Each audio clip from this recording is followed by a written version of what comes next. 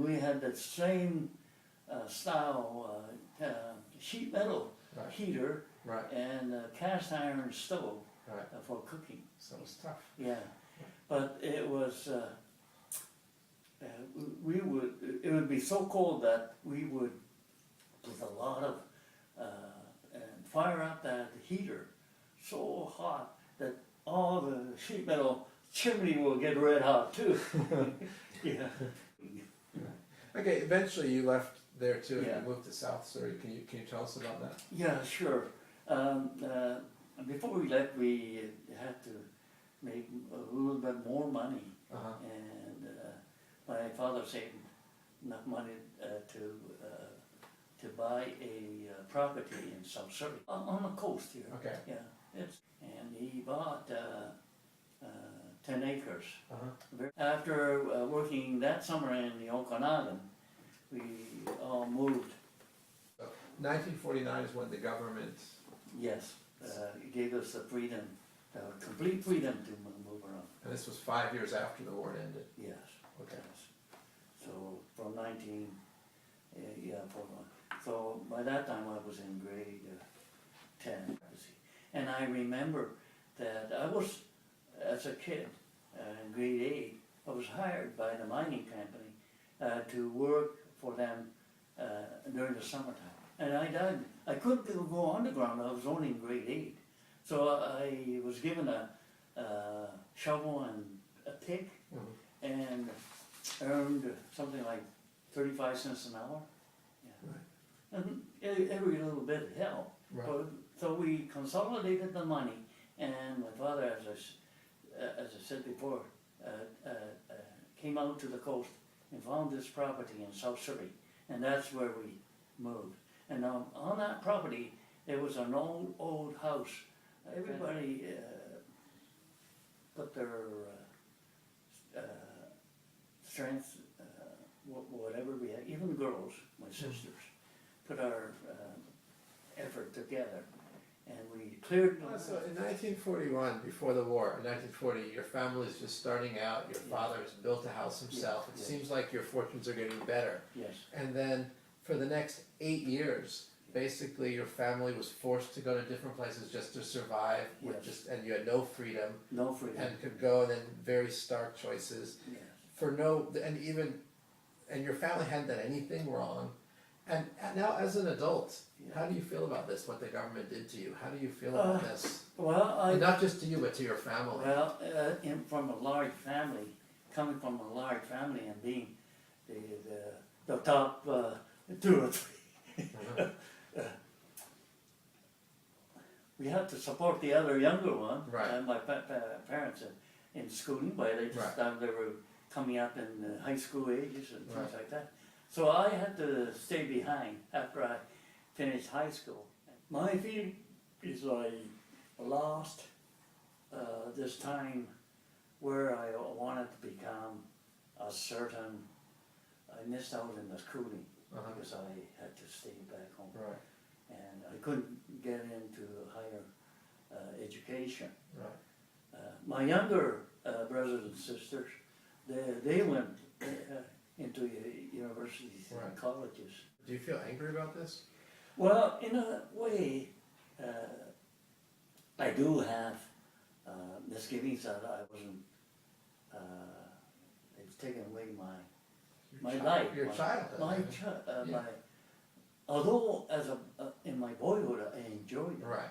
but I was, when I look back, I don't blame anybody except it was circumstance of war. Right. And but I do have misgivings that I missed out on the chance of maybe trying to do what I wanted to Right. do to get an education. Oh, you didn't have a choice. Your I choice didn't was have a taken away. choice, but I was more into the family economics as well. But the most important part is when we moved into South Surrey near White Rock. We were accepted with open arms. Right. They gave us such a welcome, you know.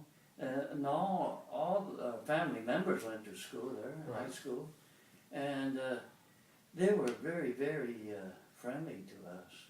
Ever, did your family, your mother and father ever tell you what they felt about the wars? What was their feeling? It was circumstances that they had to stay behind in New Denver to keep their job in the sanatorium. Right. So until 1949, they had to stay behind, or at least until 1947. Right. And 47, 49, they were outside of New Denver. And so it was circumstances that evolved that we where we moved from one place to another until we finally settled in South Surrey. Right. To me, though, I mean, like, the fact that went after the war, even for 4 years, it's more than circumstances. I think it's just wrong. I mean, it's more than just circumstances. Well, I felt it was wrong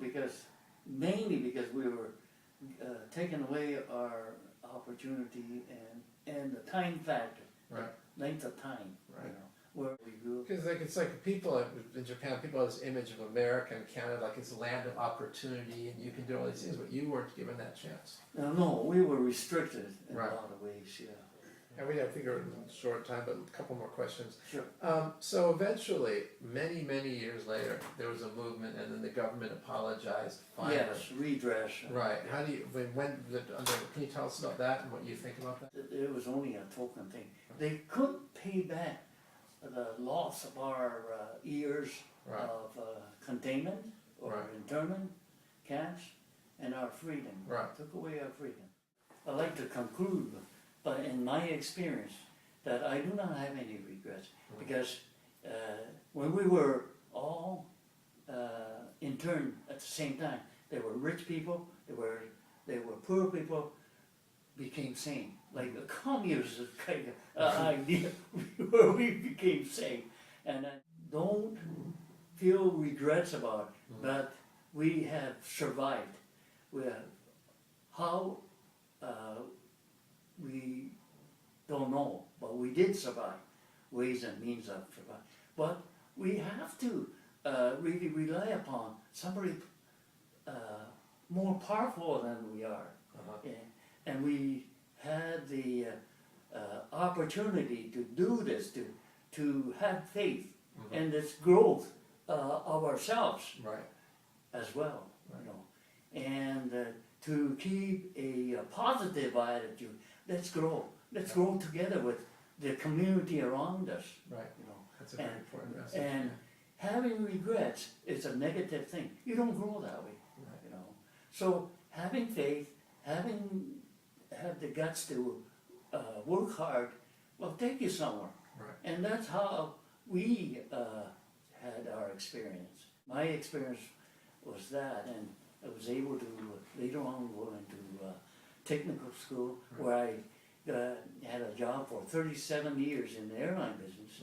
As I started off as a technician, and then later on I was in a bit of management, but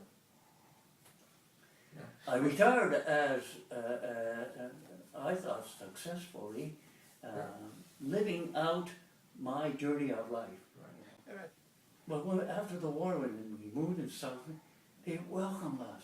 In the schools and the community was open, and that really opened his eyes.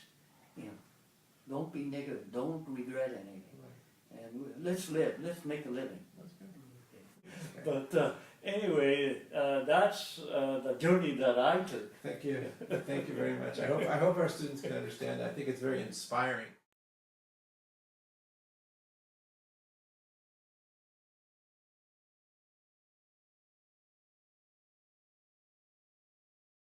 Konnichiwa. My message, as my experience, is that for young people, where I was a young people at one time too, is that even though there are situations or circumstances or hardships that befall you, never give up. Ganbare nasai is my message, and that you have faith in your own self, and you have faith in somebody that it is a lot higher than you, that you cannot see, but more powerful, because you believe. And you believe with that, belief, it'll carry you through. You'll be successful. You will not be discouraged. But you have to play your part in your struggle, in never give up, in having the faith, and that over the long run, that you will not be disappointed. When you are successful, mainly when you are successful, give on to somebody your good fortune, and do not forget that. And same faith that carried you, try to make them understand that this is very, very powerful. And that's the way, mainly, way we survive. And you will survive too. And you'll be a good citizen, a good person, because you share your good fortune.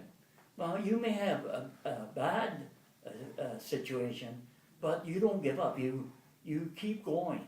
You keep going, and on and on. And that is your journey, I think. And share and health and faith and laugh. Enjoy. Good. Okay, thank you very much.